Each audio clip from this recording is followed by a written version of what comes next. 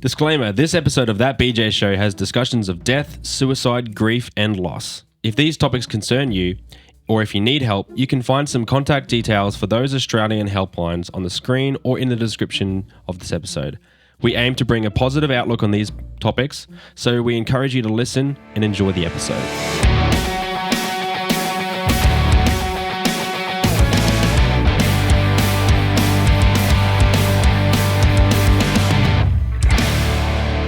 Welcome to That BJ Show, episode 15.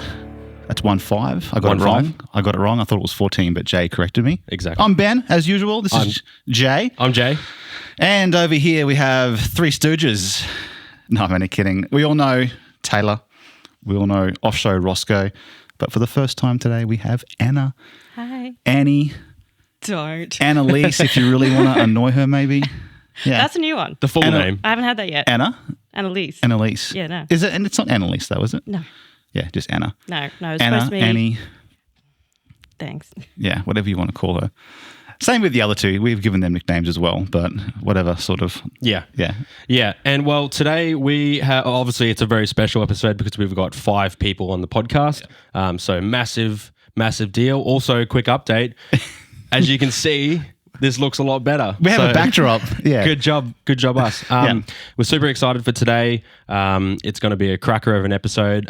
Just quick disclaimer, we're going to be talking about some pretty serious topics in regards to, Benny, what are we going to talk about? Yeah, so a lot of feedback we got. So obviously with the wildcard episodes, people give us feedback to talk about all the shitty, dumb ideas, which we get a lot of enjoyment out of. But there's been a couple of topics that people have sent in for more serious conversations, more so about loss in terms of either loss of a partner or a relationship or loss of death. Through death, I should say. So there's the two sort of topics there. And I guess in a way, both of them can be very similar, but very different as well. And it seemed to be a really reoccurring topic that people wanted us to talk about. So dealing with loss, in particular, not having closure over certain things. So whether a heap of things were left unsaid when you and a partner may have split up, or a heap of things couldn't have been said through someone passing away. Yeah. And then essentially dealing with change from that, and then moving past those as well. So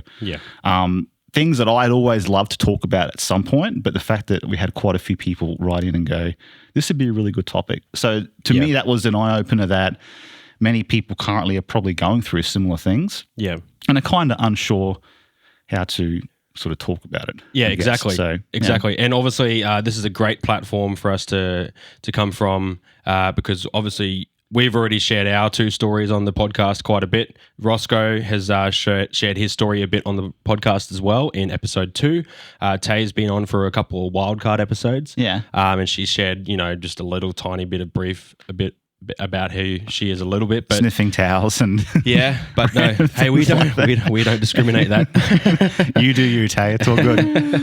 But I was talking to Anna recently too, and I had some really cool chats with Anna recently, and I was like, man, I need to get Anna on this show because Anna's rad. My arm. Anna's rad. Yeah, I kidnapped a heap of her things and her dog, and I said I'll give it back once you're on the show. Yeah. So he'll be returned in 3 safely hours, afterwards. I'll be getting all that back, right? Yeah. So you uphold and you're here the deal, and you'll get your belongings back. So. Yeah, but and then also, we should get to know a little bit more about each one of our guests quickly, because also this is going to be a 2-parter episode. Yes. So this is episode 15, part 1, and then we're going to do episode 16, which will be the part 2. Yeah. So we're in it for the long haul today. Yep. If you guys want to start a tally at home, how many toilet breaks we need, you're more than welcome to as well. Yeah. Can make it a drinking game. Yeah. Yeah. So without further ado, let's introduce each one of our guests a little bit more formally, if we will. We're not interviewing you. We just want to know a little bit more about you, so that one, obviously we already know Tay and Roscoe, but if you want to share anything about where you're at, we've already shared that. For the sake of, obviously, for the context, not everyone's always going to know what we've all done and everything, because some people might be listening into this episode from now onwards. So keep that in mind. But, for example, I come from the background of I have gone through heaps of different jobs. As far as relationships and stuff go, I am married, divorced, and now I have my beautiful partner over here in the off show. Yep. and my beautiful partner Alyssa. And then also when we're talking about grief and loss, I haven't dealt with many losses myself as far as that goes, but as far as the relationships and then a kid involved as well, I've got a little bit of experience there, but I've got my 2 cents there, and I've also got a Christian background as well. So, and most people will probably know me by now too. I have a lot of jobs as well. Hopefully not too much soon as I try and get a bit of spare time back.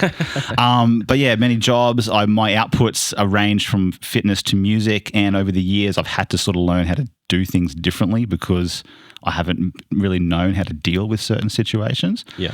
Which is one of the main reasons, I guess, I wanted to start this podcast with Jay ages ago. I was able to talk to like-minded people as well. So the moment that I sort of heard these topics that people want to talk about, I was like, man, this is awesome because I get to finally talk about stuff that I could probably deep down like dive into, but people that I also trust to do it as well. Yeah.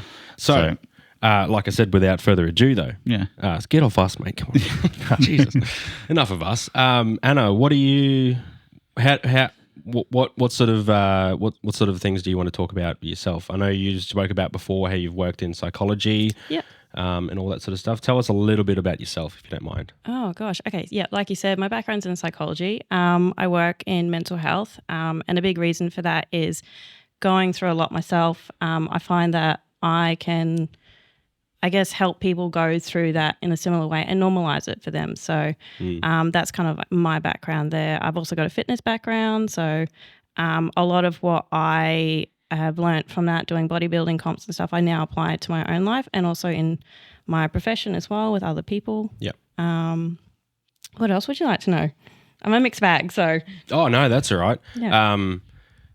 It's all obviously up to you how much you want to. We can dive deeper into anything that we talked along the way because obviously it's going to come up naturally in story. But yeah, that's the main thing as well. Just, you've got a little bit of credibility behind you, at least when we talk about. I mean, obviously this is not a professional platform to. We're not giving people a psychology lesson or anything like that. But at the same time, at least people will know that you have a little bit of credibility behind yourself. Hopefully. Oh yeah, hopefully. I hope so. I hope I can help someone, at least one person today. We can vouch. She's decent. She's okay. We can put your diploma in the back if you want. I've actually lost that. I don't know where it is. You don't need to print it off when you practice or anything.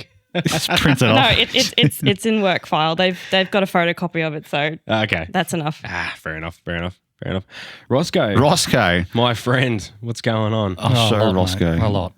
We missed you on the podcast, by the way. Yeah. So thanks for coming back. Yeah. I knew you would. Can I just add too, your episode actually got a lot of good feedback from us too. Good. Like people, because I think that was our first really raw episode that people were like, wow, like there's some really good conversation here. Yeah. Yeah. So we got into it. Yeah, we did actually. It kind of took me by surprise, that episode too. I remember just sitting there listening for most of the episode and just taking it in and it was sort of a So venting exercise for me. Yeah. Yeah. So, because I've been down in some pretty dark places the last year. Yeah. So, and I've been lucky I've had you boys around too. Yeah. To bounce off and That's great. But I could go pretty far into what I've done. I've had a bit of a mixed bag, colourful life. Yeah. Some of the stuff I probably couldn't say, to be honest. That's all right. I've been a career criminal. I've done it all. I've been an engineer. I watched my father die in front of me. I moved to Townsville, started a new life. Yeah. Met someone. She became very unwell. Took care of her for a long time. And just constantly making changes in my life. Everything's different all the time. Yeah. So especially now. Yeah. Yeah. But the change is the hard thing to deal with, at least I find anyway. Yeah. Yeah. But I could go into all of it. Yeah. But, I'm sure we'll dive into some little bits and pieces as we go. Yeah. But yeah. Done. Yeah.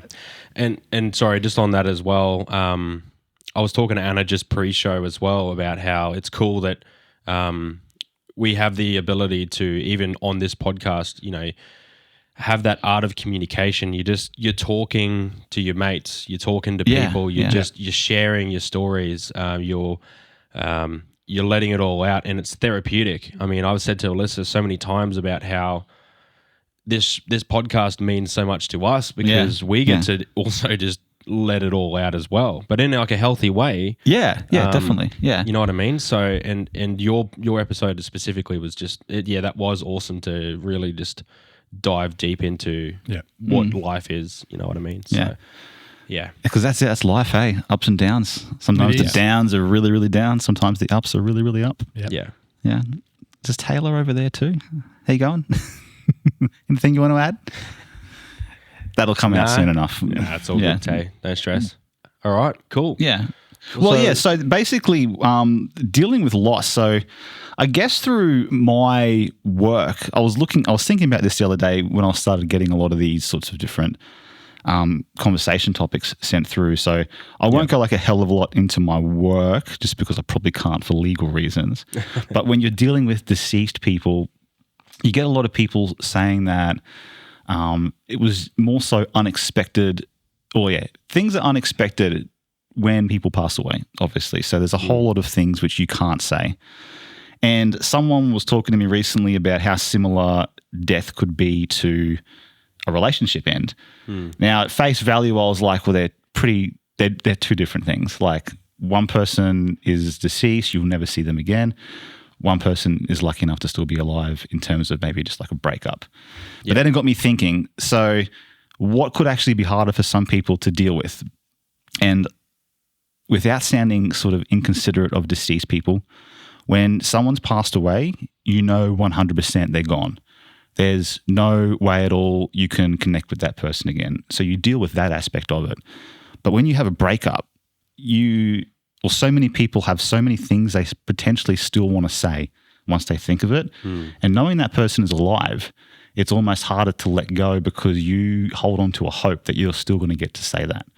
And it made me think of it that way, sort of thing. Yeah, right. Thoughts on that? Like obviously breakup and watching someone pass away is two very different things and two very different grief processes. But how people deal with that in terms of things left unsaid could be harder in one aspect or another. Yeah. And I was just thinking that as I was at work by myself, so I never actually got to talk to anyone about it. But I'd love to hear your opinions on those. Yeah. Well, I mean, open the mic to you guys. I mean, when you hear that sort of like that opinion, what do you guys think about that sort of stuff in your own experiences as well? Because I mean, I'm sure we've all probably gone through different scenarios as well, and I'm sure you've probably heard a lot of scenarios too. Anna. Because for me, like I obviously have been through situations where I still wanted to say a hell of a lot to people that are still alive, but I've also known a few people who have passed away, and it's harder to deal with the ones that are still alive because you have that inkling that I know I can still potentially reach out to this person. Right? And Roscoe's smiling like he knows exactly what I'm talking. We had this conversation at dinner when we went for dinner. That's right. Yeah. Ross and I had a romantic dinner one night. At Grilled. So, we did. You're right. Yeah, we had this exact conversation. Yeah. And I agree. I think it's been harder for me. I mean, I've lost family members. I just lost my cousin at Christmas time. And like being able to accept it, because I've just accepted death is part of what we go through. Yeah. But when you lose someone that's still out there, like we had this conversation about the mind playing tricks on you and still seeing things that aren't even there. Yeah. Because you know this person still exists. Yeah. And they're out there doing things. And one thing we talked about was seeing personalised number plates of people you don't want to see again. You know what I mean? Like it's just a little thing like that. Like if it was someone that's passed away, you know you're never going to see that person. But if you know someone who you want to reach out to with like a personalised number plate, for instance, you're going to start seeing or thinking you see that personalised number plate driving around town or whatever the case may be. Types of vehicles. Like a glance out the corner of your eye, it's like, oh wait, oh no, it's someone else. So it's harder in that aspect. It wears you down. Yeah, it's a mental drag sometimes. Yeah. You can't go anywhere without expecting to see or hoping to see something that you want to see. Yeah, it's unhealthy. It's unhealthy. You got to try and reprogram the mind. Yeah. So, or even on the other side of that too. I mean, there's lots of things you can do to help remind you of the people you have lost as well. For example, Mick back in episode 10 and 11, he was talking about his dad, and what he did is when his dad passed away, he used to love riding Harleys. So when Mick had a Harley, he went and bought one, And then he actually put his father's ashes in a little container, and he keeps it on the motorbike so that every time he rides his Harley, now he remembers his dad. Yeah. And so that's just like a healthy reminder for him. It's like now it feels like he's always riding with his dad. And, and that's really special. I love that when he said that as well. So when we're talking about that side of loss and grief, obviously I'm coming from the perspective, and sorry guys for you who have lost really close family. I've only lost family from like my aunties and stuff, which I wasn't as close with. So for me, I come from that perspective of I haven't lost my mum yet or anything. I know I'll break down when she passes away eventually, but at the same time, I do understand and have respect for the fact that unfortunately life ends eventually, and as sad as that is, I always like to treasure the moments that you do have with family. Yeah. Do you think in terms of dealing with someone who still is alive, it's the not wanting to see them, and so it gives you this almost like a rush of anxiety every time you're out in public and you think you see them? But there's also a flip side to that. Oh, sorry, were you going to? No. Yeah. Because my mind also goes to like when we go with closure as well. Like if you have so much that is left unsaid or you want to say to that person, and knowing that they're still around is knowing that they don't want to talk to you. Yeah. So it's dealing with that rejection as well. Like, and depending on how it ended and stuff like that, you can have so much complication with that as well. Yeah. Yeah. Yeah. Because I was thinking, there's that, the rejection. But then there's the thing in your mind. It's like, are they in the same boat where they want to reach out, but they don't want to because they think you don't want to? Mm-hmm. And then you have that stubborn. And are two people basically just thinking the same thing, but too stubborn to actually reach out. I don't know, possibly. But it's also learning to be vulnerable in those moments as well. Yeah. Yeah. Is that the hardest thing, you reckon? Oh, yeah. People being vulnerable is probably the hardest thing that we do as human beings. Yeah. Yeah. And in fear of the reaction of the person that we're being vulnerable with. Yeah. Yeah. Yeah. One thing that someone did bring up with me, though, was if you reach out to someone, these days it's usually all done by text messages, right? And so people get in their mind that if they send someone a text message, that person is probably going to have a laugh at them, screenshot it and send it to like their friends. The group chat. The group chat. Look who's trying to contact me again, as a means of either ridiculing that person or putting themselves on a bit of a pedestal by making themselves seem a bit more popular. Does that make sense? Like an ego boost. Yeah. Like an ego boost. But in terms of like you, Anna, what would say be some of your strategies that you've had to deal with in terms of dealing with either or? Being creative, talking about it, learning new things, occupying yourself with things. Okay, so like moving forward. Yeah. Yeah. Yeah, definitely, because after a loss, life is never going to be the same. So you've got that change and probably implementing a bit more change to your life so you don't get those reminders like, whatever it may be, a song that you used to listen to together or a gift that they gave you or something like that, or even just, I don't know, whatever that, would remind you of that person. So personally for me, it is like creating structure. I'm big for routine. Diving into something new, novel. So it sort of distracts your mind and re-navigates that pathway in your brain because sometimes we get stuck in that loop of thinking about that person and the what ifs and things like that. So being able to create new novel experiences in your life and move forward and connect with people. I find a lot of people like to go inwards a lot with their grief, and they also sort of assume people don't want to hear it. They don't want to hear you go on and on and on about it. But there's a reason that, we want to talk and connect about it. It's because we want our grief seen. We want our grief heard. And, we just want to be validated in our feelings. So moving forward, those novel experiences that you can create for yourself, dive into something that you've always wanted to do, whether it be a new hobby, go take up salsa dancing, whatever it may be. Just distract yourself and move forward, connect with friends. What else could people do? Start writing music.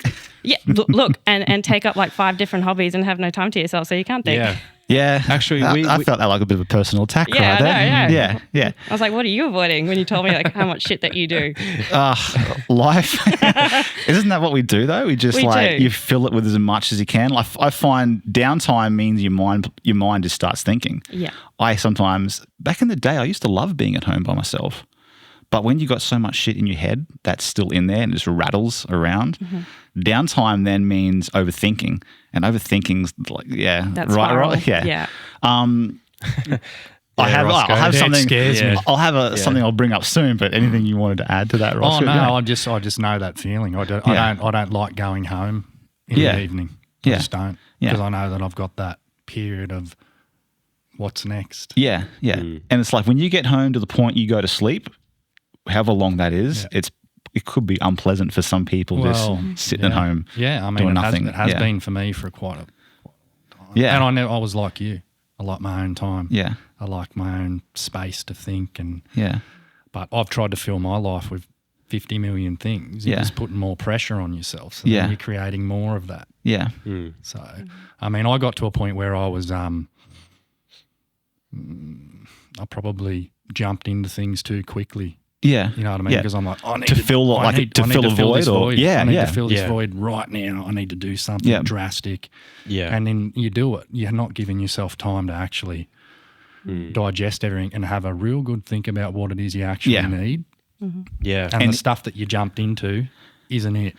But and you haven't healed in the way you need to heal to tackle the next part of life. Yeah. Yeah. Exactly. Yeah. So, I 100% know that feeling. I just, I try to stay real busy, and then, that period of, you get home at 6 o'clock at night, you're just like, oh my God, I've got to cook dinner, I've got to do this, do wash, I just want to get all this done, keep myself busy.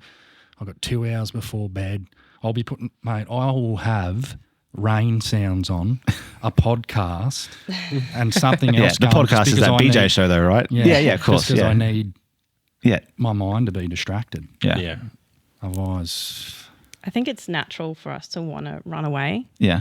A lot of the times it's the hardest thing is just to sit in that emotion as well and just ask yourself, what is this telling me? Identify that need, because there's always an underlying unmet emotional need that we're trying to sort of fill a void with or run away from. So there's a good saying that I like to sort of remind myself of: what you resist persists. Yeah. I love that. Ooh. Yeah. So if you keep running, it's just going to it'll be 5 steps behind you, and you're going to burn yourself out. And as when you sort of have that downtime and that collapse, it's just going to be that rubber band effect, and it's going to go snap. And then you have to prepare yourself for that catch up, basically. Yeah. Yeah. I was actually, when you were just talking about that, Roscoe, and when you were talking just before Roscoe was talking about just that feeling of trying to distract your mind with all these other different things, and then not allowing yourself to feel the feels to actually help you process what's actually going on. It's interesting because I know for myself, throughout the period of time where, you break up with someone, or so not just talking about the death part of it, but like when you break up with someone, or for example, when I broke up with my wife, like I had to go through all of that period of time as well. You separate from someone that you had been with, and whether or not the love and all that sort of stuff was there, you end up like that's your whole life, and then you take that away. And on my front, that was like my thing that I left. But at the same time, you still have to process then, all right, life is, like you said, life is different from then onwards. So what am I going to do to make things different? How am I going to process everything in my mind? How am I going to actually deal with the fact that life is different now? And then, I know we spoke on Roscoe's episode about distracting your mind with, all the different things that can help actually give you that room to heal as well. Like, we said playing guitar for those who can do that or pick it up and learn, like Roscoe has been, or, writing music, or podcasting. Yeah. This is our therapy sometimes. Whatever it may be. For some, it's whether it's healthier or unhealthy. There's obviously a lot of different options that people choose to go down. But then we always came back to that. Really understanding how you feel. Your feels is so important because you got to, like you said. I'm glad when you said that, I was like, yes, I've been taught the right thing. Yeah. But also I just want to preface that, there's no right or wrong way. Yeah. Like people kind of sit there and go, why aren't I over this? Am I doing this wrong? Like what stage am I at? I should be over this by now. And that's what society pushes us to do as well. Yeah. It's like, just get over it. It's been a year. Move on. What are you doing here still? So just being able to sit in those emotions as well. Yeah. With that. Some people sit for years though, hey? They do. Like I know people that are still going through it from like 4 or 5 years ago. Yeah. They just can't move on. They can't let go. Yeah. But see, the thing with grief is, imagine if you're painting a black circle. That's your grief. As life goes on, you're going to have new experiences. You're going to meet new people. You're going to do new things. Doing all that is not going to omit the memory of that grief or that person or that trauma or whatever it may be. But you just start painting around that black circle. So you can do like a blue and then a green and then a red. So the grief is still there and you still give it the respect that it deserves. Yeah. But, you still move on in life without sort of, because people feel like if they move on, it's disrespectful to that memory of that person or whatever. No, it's still there. You still hold it. You just create new experiences around that grief, and the way you move through it is going to be different for everybody. Yeah. Wow. I can go on a little, I was going to say a story before, but it was more so about words left unspoken by certain people. What? Yeah. Oh, no, that's just a tough one. Yeah. Is it? Yeah. That's a hard one. And it always reminds me of a story. So when I was in high school, I went to an all-boys school in high school. What are you laughing at? Sorry, I'm just I'm just all right. remembering stories. Yeah, plenty of stories with Mick and stuff and Shauna. That's right. Yeah. So at an all boys school, as you're sort of growing up, obviously like hormones and everything take place. And there was another school in Townsville here. Yeah, these guys are giggling over here. All boys school. All No. hormones. It's not like an X-rated story or anything. What I'm trying to get at is, so there was an all girls school at the same time. Now, there was one particular girl there who like a lot of people were friends with.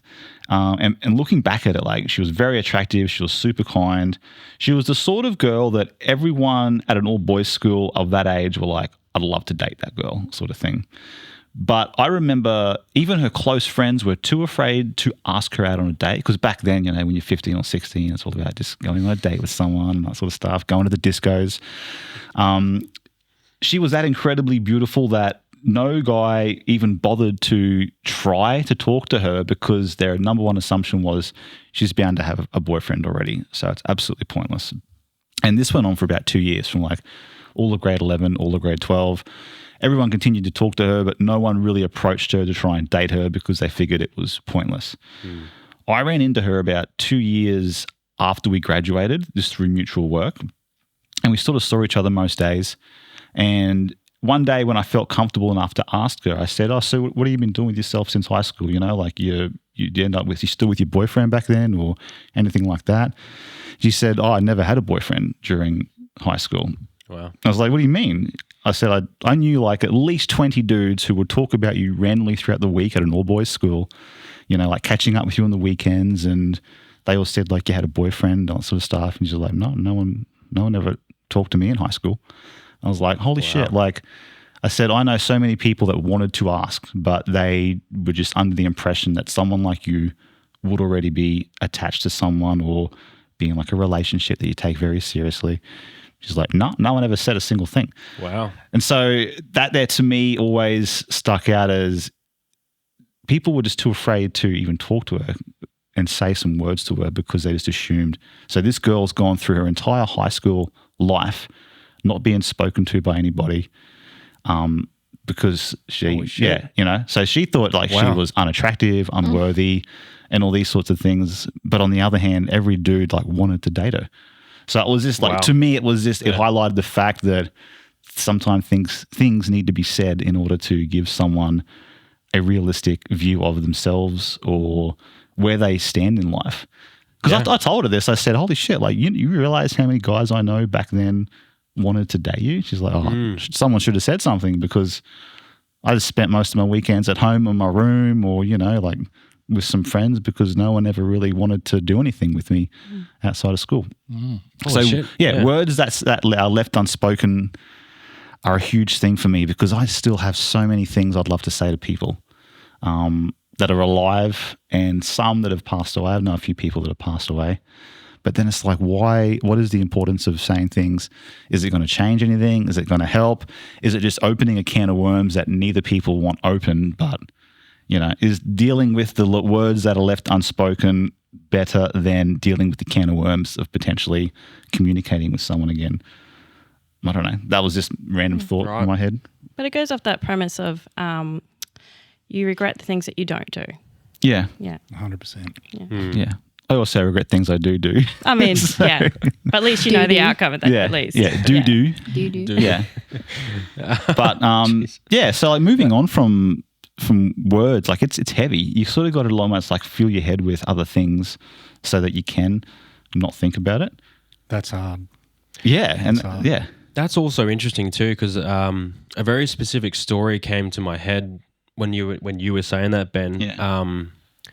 When my partner and when my ex-wife and I split up, for a specific person that she knew, out of respect, I won't say who it is. She actually approached me and said, "Hey, you've been saying, I've heard that you've been saying really bad things about me behind my back, and I don't appreciate it." And I thought, what are you talking about? Like, I have either one, I've never spoken to anyone about you at all. Two, it's not even in regards to mine and my ex's relationship. So what does that mean to you anyway? And three, even if I did say anything about you to anyone, it would only be good, because I only actually think good of you. You know what I mean? And it goes to say that, like, for example, that girl in your school, she didn't have anyone come to speak to her, and everyone thought that she had a boyfriend. Yeah. But if anyone actually just went to the source and actually asked her, then maybe that word wouldn't have gotten spread around as much like that. You know what I mean? And that even goes back to an episode we did with Tara, and then she said that, you go back to the source of what it's come from. And obviously, for example, with not having closure for the people that have gone away, obviously you can't get that closure for that. Yeah. But, the words that are left unspoken, or for the things that people say and hear, sometimes you do just need to go back to the source. Yeah. And actually question, like, what's going on. That's what that story reminded me of anyway. Yeah. I don't know how that applies exactly to the relationships and deceased as well, but as far as actually, for that girl who apparently had a boyfriend but she didn't, you know what I mean? Like, I'm just saying that closure could have been made well before, the end of school years. Yeah. You know what I mean? Yeah. If you had to think about, so like it could be a personal question, but if you had to think about, would you regret, like you personally, and anyone can answer this, do you regret the things you didn't do more, or do you regret the things you did do more? Just in life, things that are like in your brain right now. Didn't. Things you didn't do, things you didn't say, actions you didn't do. I mean, the things I did do, I made the choice. Yeah. And did them. Yeah. Yeah. So I can't regret that. Yeah. But I'll regret the things I didn't get to make the choice. Yeah. About. Yeah. Because they're still heavy on you. They're still heavy. They're still heavy. Still heavy. And even words, like you said about words, saying things. I think it's important for men. Men know that words carry weight. Yeah. Because women like what men say. And I suppose men like how women look. So that's why women wear makeup and men lie all the time. I just watched Tay and Anna just like. I just had an aneurysm. Sorry, I'm just putting it out there. So this is great. Sort of. You're right. Yeah. All great men in time have said things that have carried weight. Yeah. So they've got to be backed up by action, though. they've got to be backed up by action, that's for sure. But we know how I just think that men sort of intrinsic, they just know deep down inside that words, if you say them right, they can carry a lot of weight. Yeah. Women know if you say words wrong, That's exactly they'll right. carry for a long time. Yeah. Exactly. Yeah. So that's what I mean. Like, it's, surely we've cottoned onto that. I think so. God. Yeah.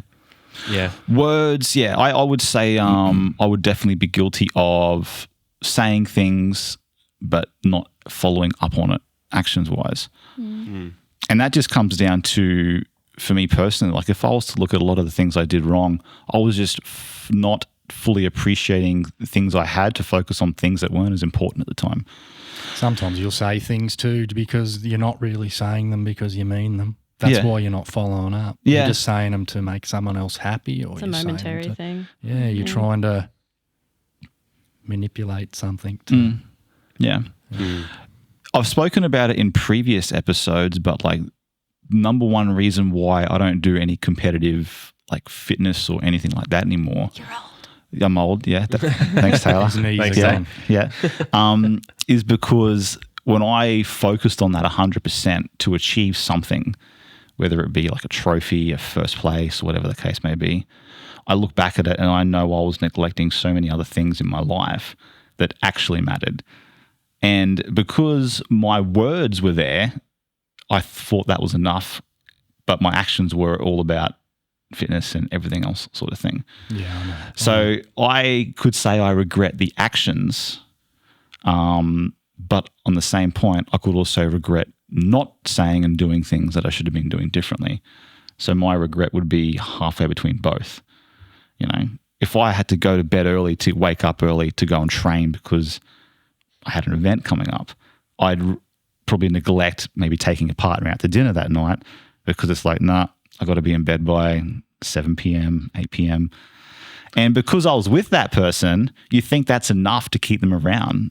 And you think that they're going to be like, oh, yeah, okay, he's just off doing his thing tomorrow.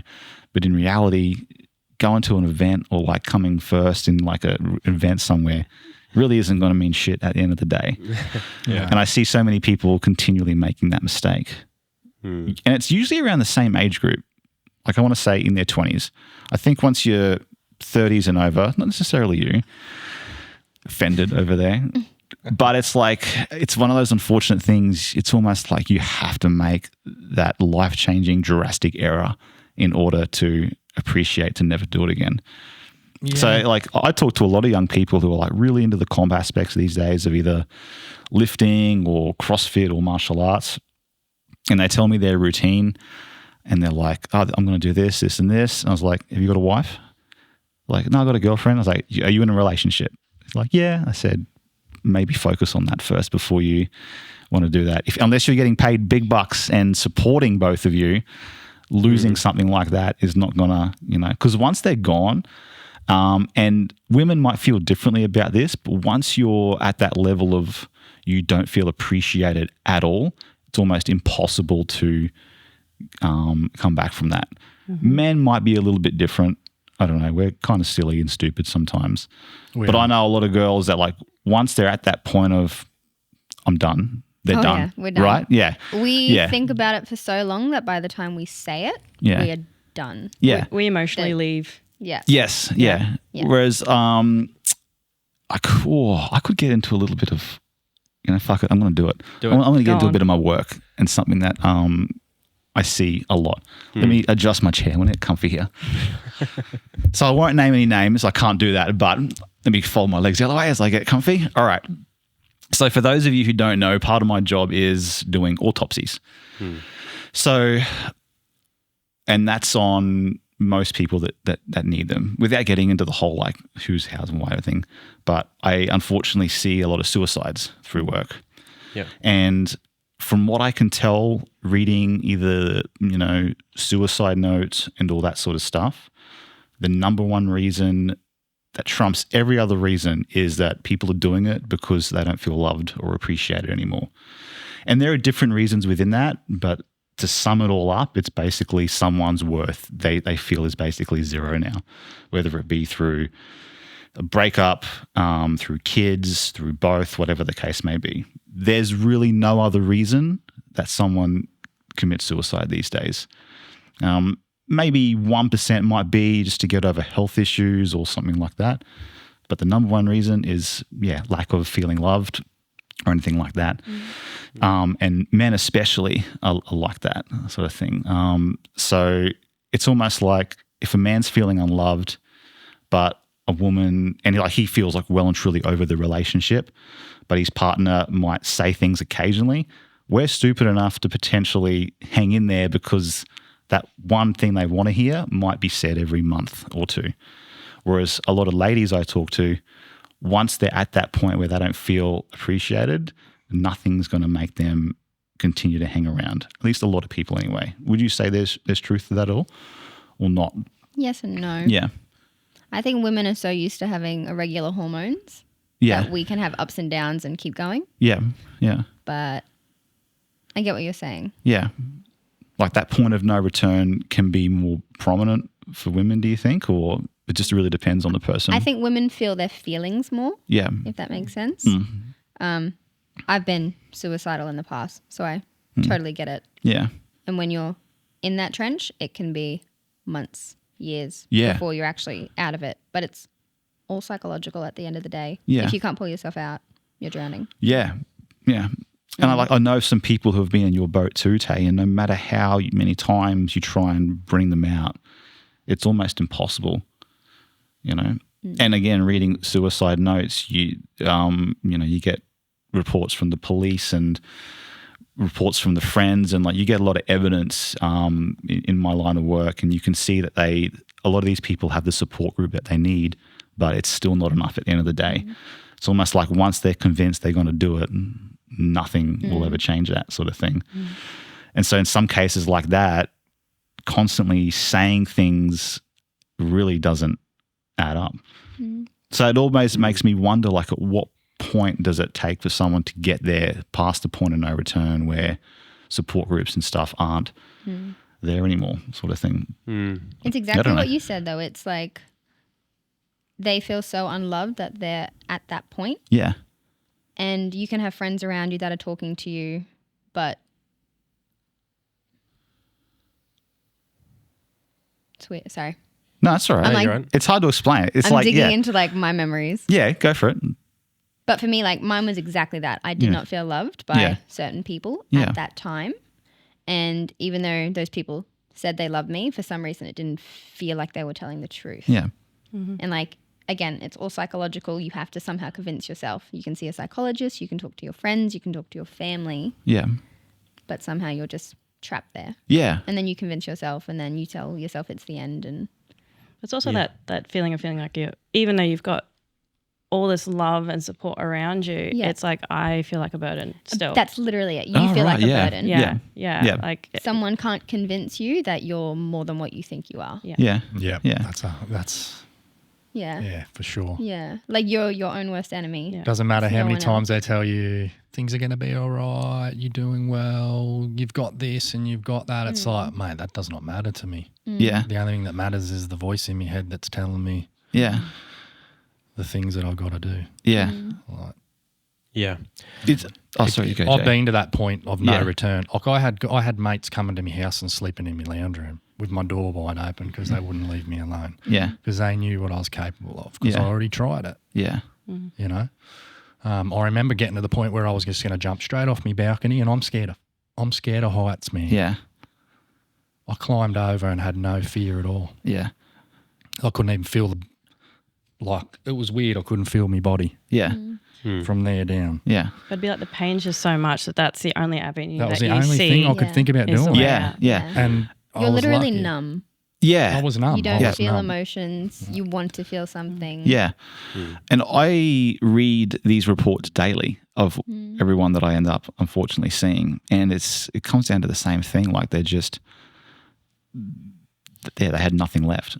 Mentally they had nothing left. Yeah, you just in that constant. It's like, man, this has got to stop. Yeah. I have to stop it somehow. Yeah.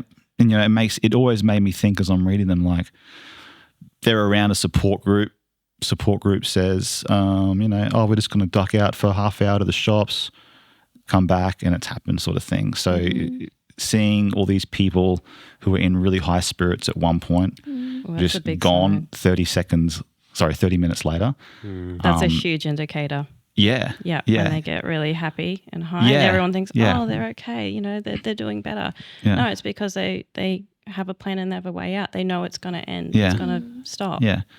And then it got me thinking too of like, how do the support groups feel? Like if you're in someone's support group who you know needs help, how do you deal with all the real emotion you're giving them, but they're not receiving it as you want to have them receive it? Like there was someone who was very close to me at one point who constantly said things like this. And I loved this person. And so I would constantly say to them, everything's going to be all right. Like, I'm not going to leave. I love you. We're all going to be fine. Like, it's all good. And you just could not snap them out of this negative feeling. And it got me thinking, maybe my love isn't good enough to someone. Because then, like, not blaming them for like rubbing their toxicity off on someone, but it's like, how do you as a support group then keep giving and giving and giving when everything you are giving isn't working at all? Yet to someone else, that could be the best thing that happens to them. You know, if you receive so much love from someone, that's essentially in essence like all the human being needs sometimes. But if you're giving everything to someone and they're not reciprocating that in the one way you want them to because their head is just so cloudy, that can be really hard sometimes. I worry about that with my mates. Yeah. Like I've got young mates, you know what I mean? And they're only in their early 20s. Like, one in particular, like he's a smart kid. Yeah. You know what I mean? But he's seen me go through this. Yeah. And he's constantly there for me every single day. Like we see each other every day. And I think I've thought about it a few times. He can't see what I'm going through because it's inside my mind. Yeah. You know what I mean? But then there's things I say to him and I think, man, he hears this way too often. Yeah. When's he just going to quit on me? Yeah. When's he just going to ring me one day and say, I'm not going to come to the gym today? Yeah. You know what I mean? Like, the vibe's killing me. Yeah. But he's been there for a year and a half and other friends too. I'm like, man, when are they just going to quit? Yeah. Surely they're going to quit soon because look at me. How much resistance can one show before someone's just going to go, man, oh, fuck it. Like, and I've had the boys say it to me a couple of times like, Roscoe, bud, come on, man. This isn't you. What are you doing to yourself? You're killing yourself. Like, I can't keep seeing this. Yeah. And see, that's odd for me to hear you say that because I knew you like many years previously too. We used to train together. Yeah. And you came across as someone who would never have a bad day. You were always, like, no shit, you were always one of the highlights of some of my classes back then because I was like, oh man, this dude's just one of the boys. He's great. He's awesome to be around. Yeah. Like, everything you want in a mate. That's me. That's me. Like, this is what's so unusual for me to go through this because I'm not, I think because I was so comfortable for so long. Yeah. And so just happy and nothing can rattle me. I've come out to this outside world now and I've figured out this is what people do to each other. Yeah. This is how the world operates. Like I wasn't ready for it. Yeah. Or I was just ignorant to it. Yeah. You know, living in my own little, I had my own world where I just existed this certain way and the only things that mattered to me were just the things directly in front of me. Yeah. Going to work, looking after my partner, going to the gym and spending probably way too many hours doing that, fighting, everything else that I was doing. Yeah, yeah. And so you sound like me, like you dedicated so many hours to like gym and martial arts and everything. Yeah. You don't actually realise how much you're neglecting your normal life. Your normal life. Growing. Like there's other growth outside of that. Yeah. This was me managing my emotions and my mental state. Yeah. Just pouring myself into this other stuff where I should have been probably thinking about how do I grow, how do I learn more about being a human being, a man. Doing it the right way. Like there was someone who I loved and I thought for me to be the best man for that person, I need to keep myself fit, strong, train because that's what a good person is. In reality, man, like I was neglecting every part of that relationship because I had in my head what I thought it was. Yeah. You know, it's interesting that you say that you wanted to, you wanted to be really fit, healthy and everything for your partner and going to gym was so important because I do the opposite. I was going to say that's at the bottom of mine. And that's why your relationship works at the moment. Yeah. So I prioritize, I have like I'm a very, very busy person. If you guys don't know me, I'm a very, very, very busy person. I keep myself very occupied all the time. But I was actually speaking to Alyssa about this yesterday. The reason why I find myself being very productive is not just because I'm blue tick verified ADHD, but because I am also, I like to be efficient with my time that I spend on doing specific things, because the faster I can do my work, the faster I can do everything else that I do, the more time I can spend with my family, with Alyssa or Ella, whatever it is. Ella's my 6-year-old daughter, almost 6-year-old. So for me, it's important to have that balance of like, I want my me time, I want my family time. Yes, I love work, but fuck, going to gym right now. Yeah, I mean, yeah. But sorry, and that's not to say that gym's not important, because I am getting a little bit chubby at the moment. But and then there's obviously that side of the things as well, because I understand the importance of good nutrition, of good exercise routine as well. And like we said, we had Mick on the episode talking about how good it is to have a good workout routine. And psychologists would also say how important exercise is as well for your mental health. So I understand that. But obviously I'm just making a joke about the fact that I have that attitude with it as well. It's balance, you know, and I think, I didn't have that. I remember the headspace I was in, and like Roscoe will even remember from way back then, I was at my training facilities every single hour of every, like Sundays I'd be in there 7 days a week. I'd be training. Question. Yeah. Did you have problems in this relationship when you were at the gym? Yeah, because I was constantly there, I think. Yeah. Were you escaping in the gym? Oh, no, sorry, no. I was purely training and doing everything I need to, because that's what I thought a partner should be. Yeah. Okay. No, I wasn't escaping anything at all. No, everything in my eyes was perfect outside of that. So it wasn't used as a means of escape. I did do it afterwards when you have to sort of deal with change and stuff like that. You go back to as much things in your life that are the routine to try and remain true to some sense of normality. But no, I was just focusing on the wrong things. Yeah. It's like, it's years of regret, because I was there every morning and pretty much every night, at least 5 days a week. And then maybe once on Saturday and once on Sunday. But you try telling someone who's like that deep into something that they're focusing on the wrong things, and they'll tell you to get fucked probably. It's one of those things you got to just learn the hard way. Yeah. If I could do many things again, I would. But at the same time, I now know not to make that mistake ever again. So if I didn't do it back then, would I be doing it when I'm a lot older and fucking things up at that point in my life? I don't know. Yeah. But yeah, it's almost weird. Like you get this image in your head of what you should be. And that's probably another whole conversation in itself. Like the outside sources sort of bleeding into your mentality about what you should be as a human being versus what actually works for your lifestyle or what works for your partner. Everyone else was doing it. Yeah, pretty much. Everyone else was just I'm at the gym every day and I'm eating this and you're just following the norms. Yeah, yeah. I remember not even wanting to like go on a holiday because it means I wouldn't be able to attend to my workout routine. Yeah, Townsville was a bit funny like that too around that time. You reckon? Oh, yeah. Mate, we were just boxed into this little bubble where everyone was like, just fitness. Yeah, yeah. We just went mad. Yeah. And a lot of people probably split up over it too. I'm with you there, Tay. So, I mean, as I've gotten older, I've realised, that there's what's important. Yeah. Like what's actually important. Do I need to be doing all this gym work all the time? Yeah. Or my image of myself is not that. Yeah, yeah. You know, my image of myself is taking walks on the beach and all the having picnics and that's just how I am. I don't know why I'm like that, but that's just how I am. You know? And then it begs the question, like when you finally figure out who you really are as opposed to the image you're trying to be, how do you deal with the change of getting like erasing that image of you in your mind and actually embracing who you are really?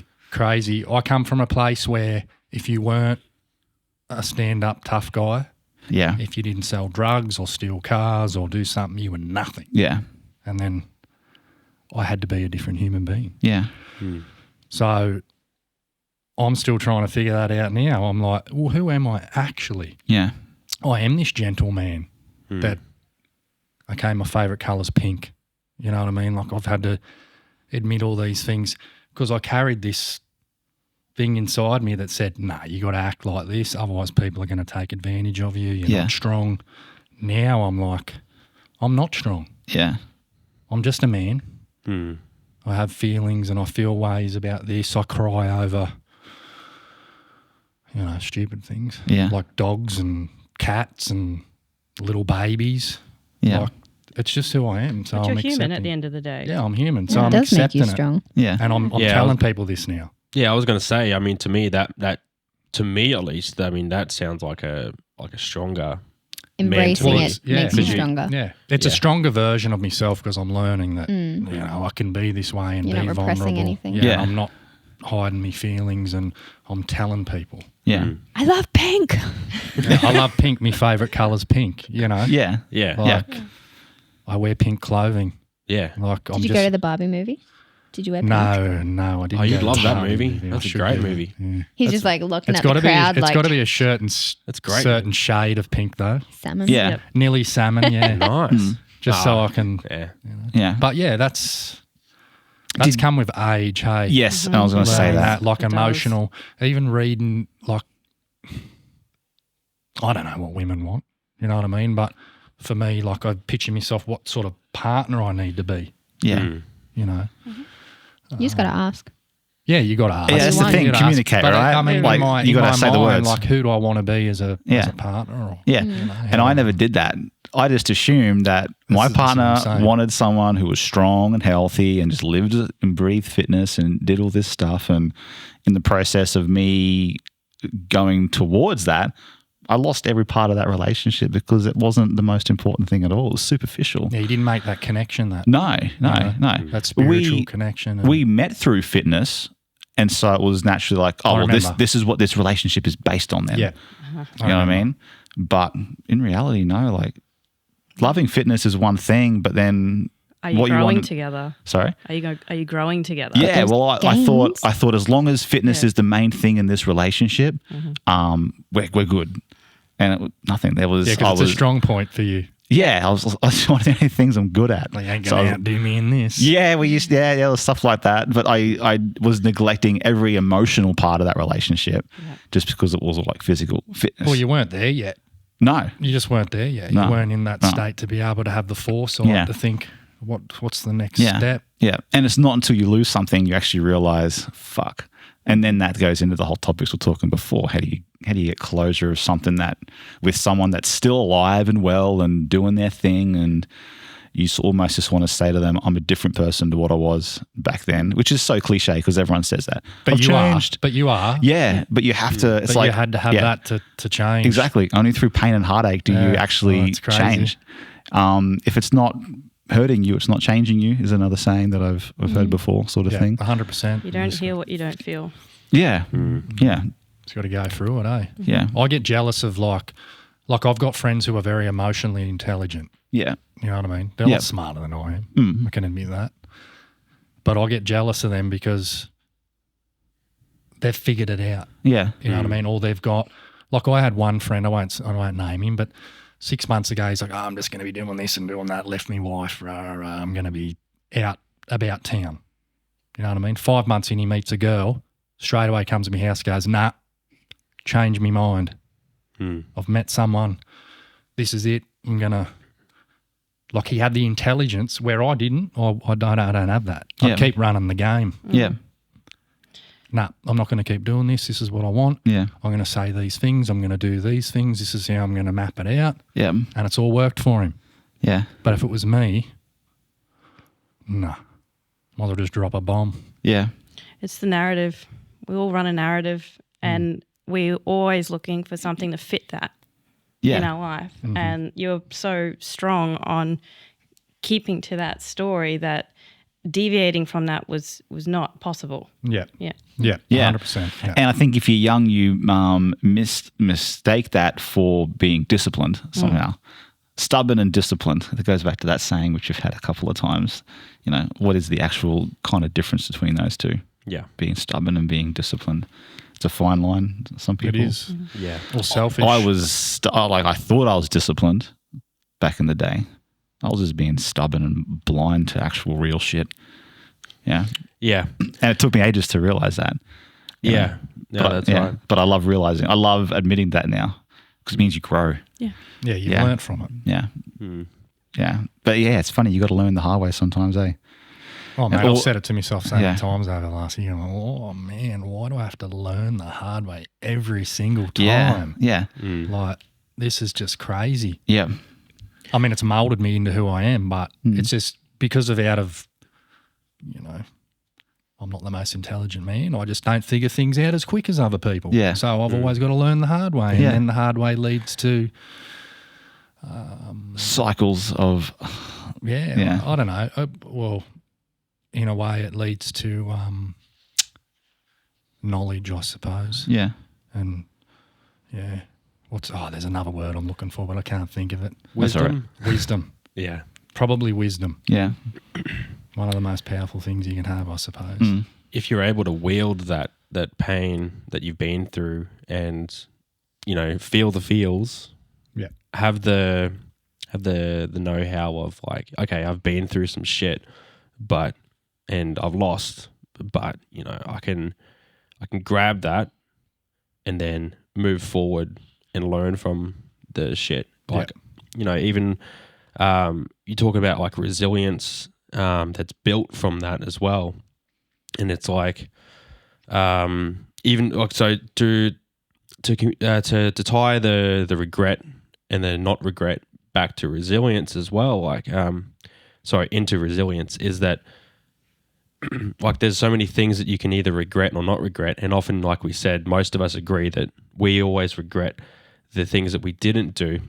And I know for me personally, I don't regret any of the decisions that I made. And I've fucked up pretty bad sometimes too. In my relationship that I was with my wife, I fucked up a few times and I take responsibility for those actions. And but at the same time, I don't regret any of the decisions that I made only because I understand that those are the decisions that I made at that time. And now I've had the chance to learn from those mistakes. And it builds the resilience in you. At least I've found anyway that I've actually accepted that I've fucked up and I've made the mistake. Moving forward, I know what not to do and I know what I want to do, and I don't want to make those mistakes again. And then so bringing that forward, it brings that resilience of like, no, I've been through that. I can push through a lot more as well. Yeah. If you could start to see the patterns, like your own patterns, I think it's the hardest thing. I have certain thought patterns and behavioral patterns that once I start to display those, I know, all right, shit, I need to take a step back, and because this is all too familiar to me, and I don't like where it leads. Yeah. So, and I still make those occasionally. Like I can't remember what episode it was, but I tend to just go into like full hermit mode and shut people out, and no one will hear from me for ages. And it's not like a thing that people need to be worried about. It's just me doing what I need to do to almost like complete reset and then venture out into the world again. But at the same time, like I'm shutting people out, which is quite damaging to other people who potentially care. And it goes back to that conversation we were saying before, like if you're someone that cares about someone and you're constantly giving and giving and giving, and they've just got this wall up, that can be damaging to the other person too. And you can really burn some bridges and like fracture relationships if you're doing that. So you're doing it though. I know I'm doing it. I do it to family. Yeah. Like I just won't call them for a month. I won't do anything. They're like, what's going on with you? Yeah. And I know I'm doing it. Yeah.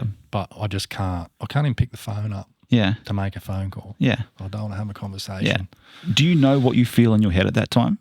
Is it just like you're wanting complete zero words, zero silence, or you don't want to have to think about what to say? If you were to, I get rushes of like overwhelmed. Yeah. Like just overwhelmed with life. Yeah. You know what I mean? Like it could be anything lately. I just get this dark cloud. It's like a heavy weight Yeah. right in the front of my head, Yeah. and it just saps the energy out of me. Yeah. Like I know I've got this list of things that I've got to get shopping done. I've got to go do laps. I've got to do this. I don't want to move. Just don't want to go anywhere. I don't want to talk to no one. Yeah, it's a weird feeling because it's just like a chemicals just come straight over your body and just change you from the night before. Yeah. You've gone to bed motivated. Yeah. Yeah. You woke up today. The whole world's coming down on top of you again. Yeah. So, yeah, it's a strange one. Yeah. But I mean, it's just a constant, for me, it's just everything. Yeah. You know? Mine was always just deleting all social media and not replying to anyone for potentially weeks. And I actually, like, that's just, it was comfort to me. It was like, all right, the world outside is now closed off. I can sort of just focus on me. But I didn't actually realize that all these people on the outside are probably thinking, fuck, I've done something wrong. Like, why isn't this person talking to me? And every time I've done that over the years, I don't do it too much anymore. I rarely do it anymore, but occasionally, like, I can see myself slipping back into that. But yeah, you lose relationships because someone gets offended by it. And it's not their fault they get offended. It's just like they're processing it like anyone else here would. You are incredibly close to someone. Next minute, they've like blocked everyone out. It's like, oh, well, I must be a piece of shit then. Stuff him if he doesn't want pretty to talk much. to me. Yeah. I mean, I've copped it. I've copped it from friends. They've said it to me. Yeah. They're like, man, you don't even want to, no, you reach out to me. I'm just like, bud, I'm fucked. Yeah. That's it. Yep. Bottom line. If you can't handle it, I'm sorry, man. Yeah. Like, it's just how I have to be. Yeah. Yeah.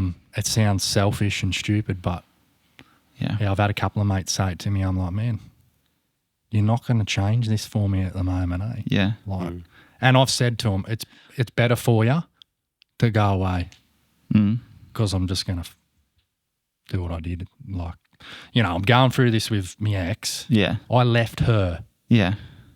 because I wanted to go and be happy. Yeah. She's off in love, you know, and I'm like, this makes me unhappy. Yeah. Yeah. Because I did all that, Yeah. but she's off being happy now. Yeah. And I'm just like, so yeah, it's like, yeah, it's a strange one. Yeah. It's a strange situation. And there's no like guidebook to get you through that. No, there's not. It's like just feel it's weird because it's like today I'm going to deal with this emotion. You know, it'll be, how does she feel about I did this for X amount of time and now this guy does that? Yeah. All right, I'll deal with that emotion. Yeah. You Now need it's to the not next think that at all. You need Yeah, to I not be know. thinking about It's just- what's going on for Yeah. her. Yeah. And It's just like- one of Do you those have kids things. or anything? No. We don't. Then you have kids. absolutely no reason. It's just like, you know, I think to myself, I looked after her for so long, the best I could do, you know, with her health issues and that. But then I think to myself, is he doing it better? Yeah. You know what I mean? Like I sat there for X amount of years by her side. Is he doing it better? Yeah. Will she love him more for, is he going to say words that mean more to her or make her feel better when she's unwell? Yeah. Like, Yeah. these are just dumb. And it's only because it's all come out now. Like, you know, I've had friends message me and say, oh, she's really happy, you know, like she's doing that. I'm like, I don't want to know. Yeah. That's why I took her off Facebook. Yeah. Yeah. Like, I can't hear this shit. Yeah. And you're telling me, and now I've got to go away and Sit with your digest thoughts. it. Yeah. And that's so where it's that yeah. a different emotion because it's a different thing that's coming out. Yeah. Oh, I remember when that, I wonder, you know, like, how's that going to go? Yeah. Like, it's just, It's I've damaging, man. it is. I'm Yeah. in a pretty good spot now, though, compared to where I was. Like, I seem probably still like a fucking head case. I'm not perfect, but compared to where I was, Yeah. far out, man. Yeah, but that's all. Like that dealing with change is really hard sometimes. And obviously, as Anna, you would obviously see time and time again, everyone's different. We all have chemical imbalances that are different to another, and we all have our own problems. We all have our own issues, and that's fucking hard to deal with sometimes because you, at the end of the day, you're dealing with yourself, but you know who else better to deal with yourself than yourself, because at the same time you're the only one who can truly feel what you feel, and that's fucking hard. I know, for example, I'm not in the stage where I've had to experience my ex-wife have a partner yet. She's had to experience that with me multiple times now. So I'm not I'm not a whore, but I think I've had we don't need a number. four girlfriends after something like that after divorcing, and so she's had to endure that for herself. But then I have to also deal with the fact that that she she's gone off and done all the exciting things in life that I wanted to do with her, she's finally built a house, which I was going to do with her as well, and she took half my money. Whoa. And she makes a lot more money than I do now. But, at the same time, I've looked at that and been like, one thing that I always looked at was I changed because I started having darker thoughts at the beginning when I started seeing all that. And my natural thought process was like, fuck, like, come on. Like, I wanted to do that sort of shit with you as well. But I'm like, hang on a minute. If I wanted to do that with her, I would have done it with her because I would have stayed around to do that. Yeah. And so I've got to change the way that I think. And I'm like, I'm happy for you that you were able to go and do that. And you were able to do all the things that you want to do. And I'm not in your life now. So I accept my loss and I cut my ties from that. And I accept that you do what you need to do because that's what you're going to choose to do. I'm going to choose what I want to do. And that's the other thing too, is I've noticed that I've always had to learn that no matter what other people think about me, I've always wanted people to think, he's just doing what he needs to do because he's taking care of himself and he's taking care of the people around him. And I mean, I always try my best to be the best person that I can to everyone around me and show kindness. And then some people will look at my life and from the outside view and they don't know me at all. And they just think that I'm not that sort of thing. But then I'm like, well, I'm just doing the best that I can to do what I can do to show that kindness. And then so going back to the relationship stuff, like that's what I've had to decide. Well, if I want to be treated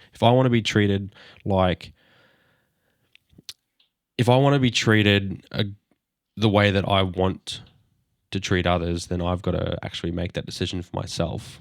That I believe that, sorry, that sounds very convoluted, but I've got to make the decision that I'm doing the best that I can. So I'm going to just hope that she's doing the best that she can, and I'm going to be happy for what she's doing as well. You know what I mean? So like, obviously I'm not in a position where I can give advice at all, but it's like, even what Tay said before was like, you got to stop thinking about it. But even like, that's just a scenario that I've been through anyway, just to tell a bit of a story there. Look, I'm happy. I'm happy for her. Yeah.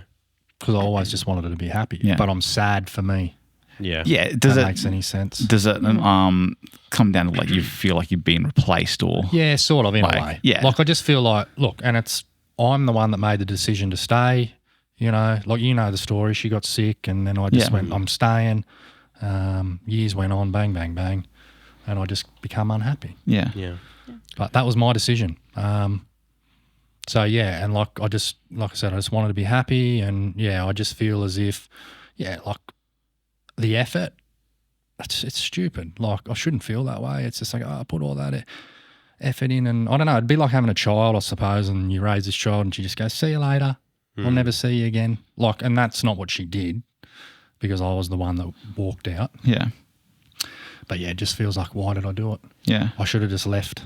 Because a mum come to me after 6 months and said, you don't need to stay here and go through this. You're a young man. Like, you can go, and I didn't. Yeah. But then I think, man, I wish I had a... The mistake is you're looking at a timeline and a time frame of your life and going, I wasted these years. But you can't look at it that way because where you are today, like, you've grown as a person. Exactly. Because, like, I spent 8 years on a relationship that I can say I regret, but I don't regret it because I love my life today and I love my partner and my house and my dogs and everything that's going for me. Yeah. And even though that time frame might have been toxic and there were so many bad ups and downs, you're where you are today and you're happy and you need to be proud of yourself. And yeah. I mean, I am Yeah, I don't regret it. I shouldn't say that. I don't regret it because I know it's shaped me to who I am today. And look, and if I tried to change time, I might not even be here. I'd probably be dead. Yeah. You know what I mean? Because like I think to myself, if I didn't meet her, because I just left a really bad environment, you know what I mean? And I come here to start a new life. She knew nothing about my past. Yeah. You know, what I'd been doing, and I'd come here to start over. Yeah. And she accepted me. And I slowly started telling her about all the things I'd done, and she just was like, okay, this is cool, like we can do this. And with her health issues and my shit, it just worked, you know. And because I was savage, you know what I mean? Like I was a savage. Like I come from Housing Commission. I didn't really know how to look after myself. I shoot first, ask questions later. Yeah. But she softened me up. Yeah. You know what I mean? She come from a really good family, and she's a real proper woman. Yeah. You know what I mean? And she taught me the way I needed to conduct myself. Yeah.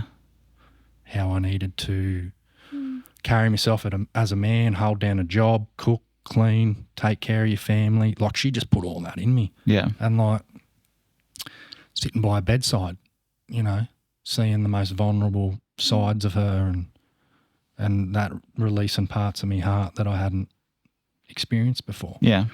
Because I was always just like, fucking mate, I don't feel stuff. Yeah. You know? See now how you're talking more in a way that you're grateful for these memories when literally 5 minutes ago you were like, so that's it's all literally a mindset. It's just that side where I can just pull that emotion. Yeah. I go, this is what it's done to me. Yeah. This is how I feel, but I also feel this. Yeah. It's like a constant battle. Like I'm torn inside my mind. Yeah. So, yeah. Yeah. Maybe I should be a psychologist. No kidding. Maybe. I went to a psychiatrist. I went to a psychiatrist. I've been to a psychologist, but they sent me to a psychiatrist as well. Oh, cool. To get the medication for me ADD and that. Yep. Yeah. I'm not giving it to you. Really? Why? Because look, mate, I've been smoking shitloads of cannabis. So she said, I can't give you an upper when you're on a downer because you'll just have a psychotic episode.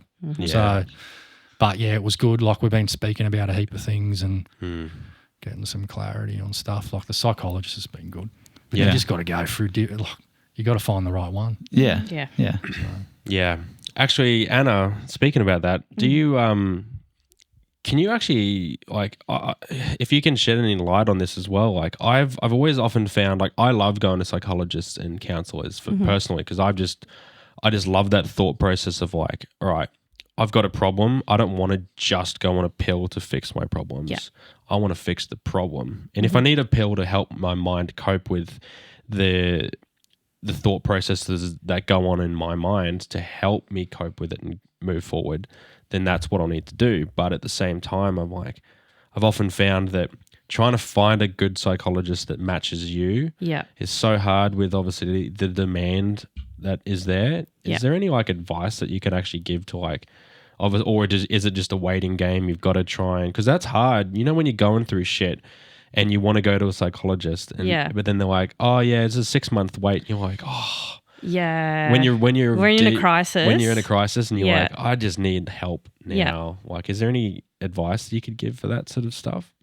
You mean like trying to find a good one or in the meantime stuff Both, you can do? Yeah. Two-stepper. It's really hard to find someone that you may match with, and it can be a trial and error with a few psychologists. But when you know you've got that rapport, then I definitely say stick with them.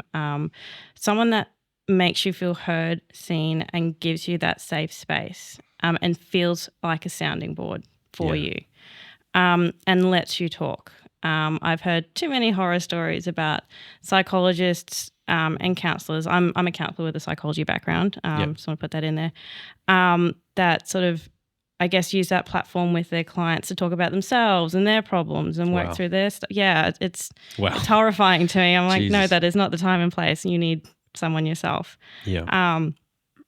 But what's the other part of your question? What to do in the meantime if you're in a crisis Yeah. and you need to try and find someone like now to talk to? Okay, so in terms of finding someone or a place immediately, Head to Health is a really good place on Walker Street.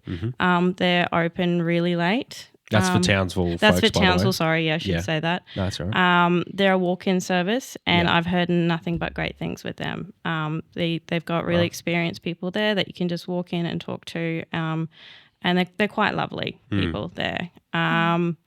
You can talk to your GP. A lot of people forget about their GPs, but people have those good relationships with GPs, and you see them for like 10 years. You know, they know you, and they know that, you know, you're not being yourself at that point. They can put you on a mental health care plan, and that because people also, we're tight with money. The economy's not great right now. Inflation. Yeah, and seeing a psychologist is really expensive. So you can get on a mental health care plan and you get 5 free sessions there. Yeah. You can go to places like non-government organisations like Centacare. They will work out with you what kind of fee you can afford to pay. And they're not going to charge you the earth for that. But that's a discussion with the counsellor. Yeah. But even in the meantime, like, rally around your friends, family, find that support group to just have that emotional need met, to have your venting session, I guess, if you want to have that. Yeah, I also just want to play, thank you for that as well, it's great, because I know time and time again, so many people just always say, I can't do it, I can't do it, I can't do it. Like I can't find anyone. I know for me, there was a time where I was like, I can't find access to a psychologist for 6 months. So I made it work. I tried to find a counselor or anyone in the meantime that I could just talk to until I could go to my psychologist. Yeah. But talking as the devil's advocate for a second, for the people who, and like you guys have, Tay and Roscoe, and I'm sure Ben, I think you said you've had some pretty dark times as well. I know I have as well. I'm not too sure if you have as well, Anna. I'm pretty sure we all go through it at some point where we're down in the down in the depths. It's too dark down there where you're just like, I'm numb. I can't do anything. Like, what's the biggest?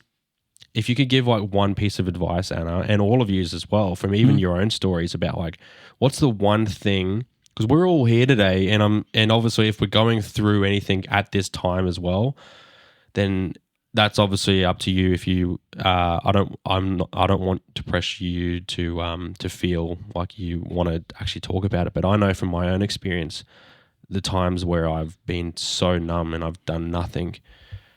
I've literally just sat there with myself and I'm just like, I can't do anything. And so what had got me through those periods of time is obviously everyone's different. I've got a daughter that got me through because I was like, I've got someone that's relying on me. Yeah. But that's my story. That's what always had kept me afloat. I don't know about you guys, but what's like the biggest things that have gotten you through? While they answer this, I want to get something off my phone that someone sent to me the other day to answer this. Cool. Tay, did you have anything that you? Because I know you even just before. I remember you. It looked like when you were talking about the shit times that you'd been through, and again, no pressure. But if there is anything you feel like you know, if you could give any sort of advice to be like, you know, even just like one little tiny nugget of like, hey, this is from my story. It's not advice per se, but it's like, hey, this is what I did. Because there might be somebody listening who had listened to your little bit of the story that you told before and is like, I feel like that too. Yeah. You know what I mean? Like, mine's a bit of a tricky one because when I was at my worst, I was a teenager. Like I was suicidal at 13, 14. And the only reason anything came from that is because my mum had to get me to see a psychologist. Yeah.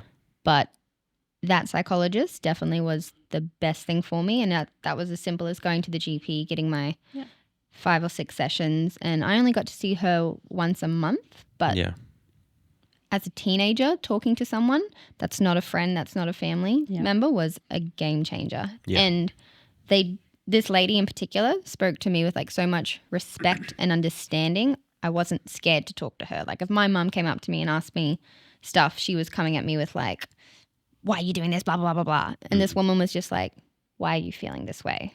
Blah, blah, blah, blah, blah. And you don't get that from friends and family a lot of the time. Like they know you too personally to talk to you the way you probably need. So I definitely recommend. It's the emotional investment that they have in you. You need someone that's a bit removed. Yeah. And like I remember at the end of that session, she gave me breathing exercises because I would have never thought to just sit and breathe when I was having a panic attack. Yeah. I just wanted to cry and hyperventilate and fall asleep. Yeah, that's really good. Yeah, I've heard that many times too, and that helps a lot. Yeah. So yeah, I definitely recommend a psychologist. Amazing. Yeah. Sorry, Benny, did you get that? Yeah. So I sent this the other day. It was I don't know if you call it like one of those inspirational posts or whatever, but I loved reading it. It says, what a beautiful gift it is to hit rock bottom, to be stripped away of any and all pride, ego, and false responsibility, to be left with nothing but possibility, a chance to climb upwards and make anew with whatever once seemed impossible. Every man or woman at this point in life could benefit from a raw, pure, and radically humbling experience of being left with absolutely nothing to realize that everything's possible. Wow. So when I only read that recently, but if I look at me in that position years ago, formed 3 bands, did really well. One's about to get a record label. Actually, no one knows that yet. Actually, they might know by the time this episode actually comes out. So everything went into music, starting a podcast, and basically doing anything that was once possible that you probably couldn't do in an old version of yourself. If I was still so focused on training every day and neglecting every other part of my life, I wouldn't have music. I wouldn't have this, what we're doing right now. And I wouldn't have everything else that gives me life every day. So I had to strip myself of basically that false image of what I thought I should be and all the habits that went along with that to create something that is actually worthwhile. Yeah. Be yourself. Yeah. Love it. Yeah. Yeah. That's a great part. That's actually a really good one. I like that. Yeah. It's kind of along that premise of a lot of people go, oh, why me? Why is this happening to me? It's like life doesn't happen to you. It happens for you. Yeah. So there's things that will crop up in your life that you could feel is absolute tragedies, whatever, but it's a redirection into something better. Yeah. Love And this that. is one small moment of your life. This is just a crumb. Yeah. It hurts today. It might not hurt tomorrow. It's a part of your story. Yeah. You can't, Yeah. it's not your whole story. Yeah. It's what shapes you. Yeah. Love that. Anything to add, Roscoe?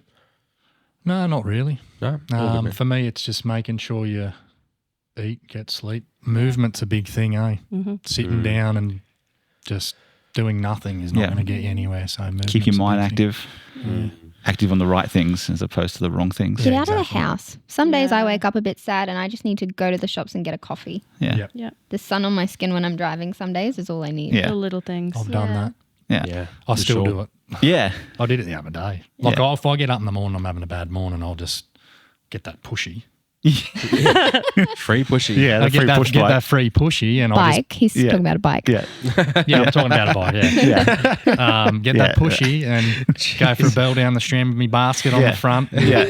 You know what His would be pink basket. Yeah. what would be an amazing thing to actually happen if in a couple of years' time you find like a 30-year-old going through some shit and you gift that bike to them, like a full circle passing that on. Yeah. That bike could literally be one of those things in 10, 20 years that Well, it's has brought like me happiness, stories to it. Yeah. It's brought me That's happiness. awesome. Yeah. As soon as she gave it to me, because I said, I'm struggling to get to the pool. Yeah. Like I need to be doing laps and that training for the next try. And she's like, take the bike. Yeah. It'll make you feel better. Yeah. Oh, that's Just free great. stay on the pushy. strand. Get off the road. Yeah.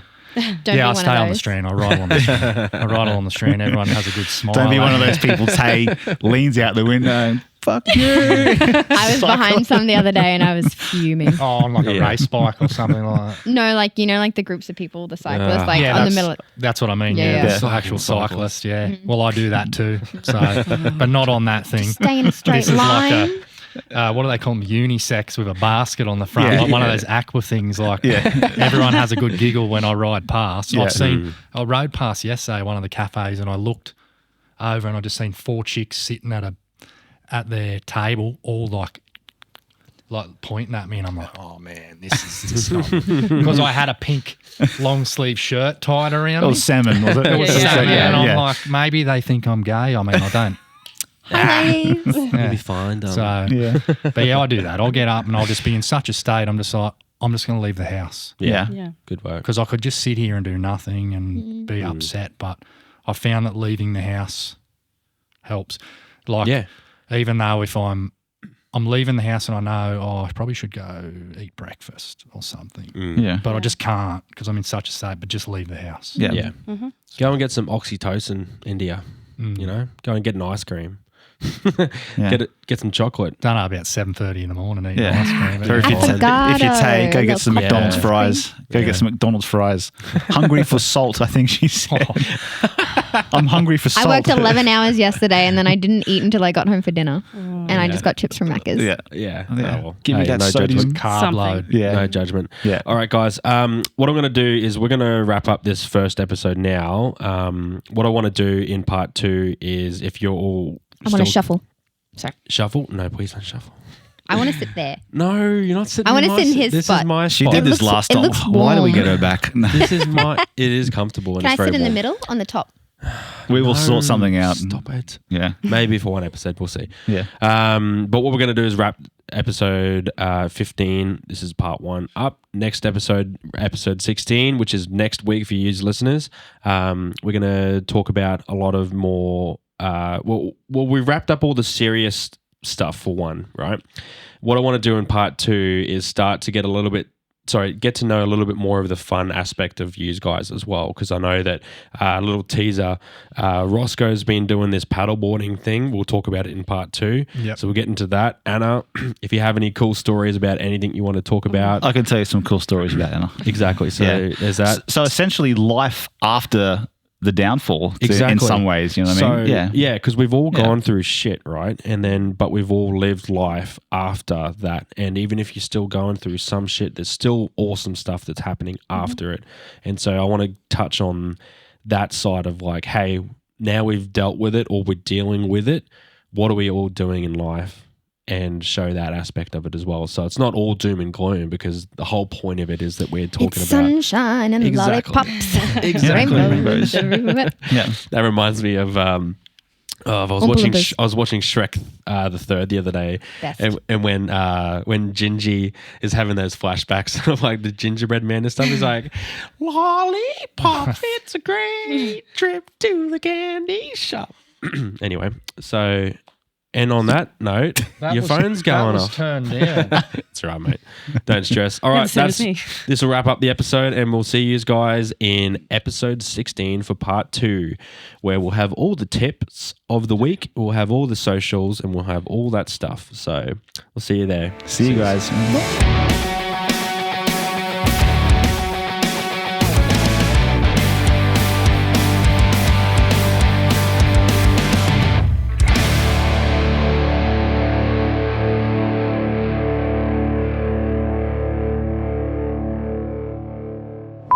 Why are you looking at me? No, I was just generally Tay-Tay. I'll probably need to pee a lot today, just saying. That's all right. Do you want to go now? I'm not ready yet. Okay. She's not ready. There is a tampon pushing on my bladder and very frequently will I need to urinate. Okay. You are the naked neighbor. Yeah.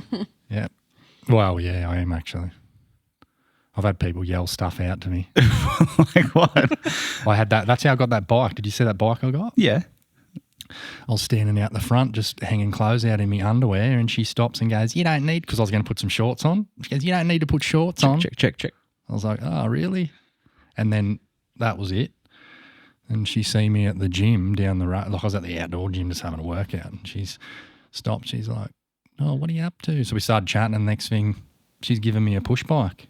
It's networking. Is that code for something or is that? She was on the push bike, and I'm like, "Nice bike." She's like, "Oh, yeah." And then we started chatting. She's like, "I'm moving over to," she was moving over this side of town from the Strand, and she's like, "You can take it if you want." I was like, "Mate, I'll take it." 25-year-old virgin? Or Take it. I had in my head what I thought it was. Yeah. can I pee? Yeah. Of course you can. You can continue, but I just want to subtly.